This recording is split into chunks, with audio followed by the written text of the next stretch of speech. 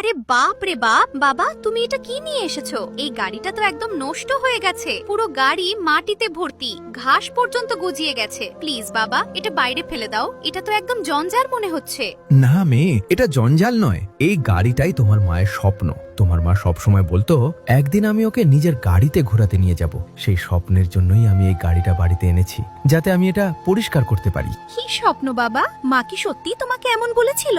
হ্যাঁ মেয়ে, তোমার মায়ের স্বপ্ন ছিল আমাদের নিজের একটা গাড়ি হবে। আর তুমি তো জানোই এখন তোমার মায়ের সময়টা ভালো যাচ্ছে না, তাই আমি যে করেই হোক ওর শেষ স্বপ্নটা পূরণ করতে চাই। আমাদের নতুন গাড়ি কেনার মতো টাকা নেই, এই কারণেই আমি ইউটিউব চ্যানেল শুরু করেছি। কিন্তু বাবা, এতে কি হবে? মানুষ তো শুধু নাচের ভিডিওই লাইক করে। না মেয়ে, তা নয়। যারা আমাদের ভিডিও দেখে তারা মন থেকে নিজের মাকে ভালোবাসে। আমার পুরো বিশ্বাস যে মানুষটা এই ভিডিওটা দেখছে সে অবশ্যই ভিডিওটা লাইক করবে, চ্যানেলটা সাবস্ক্রাইব করবে আর নিজের মায়ের লম্বা জীবনের জন্য কমেন্টে একটা লাল হৃদয় দেবে।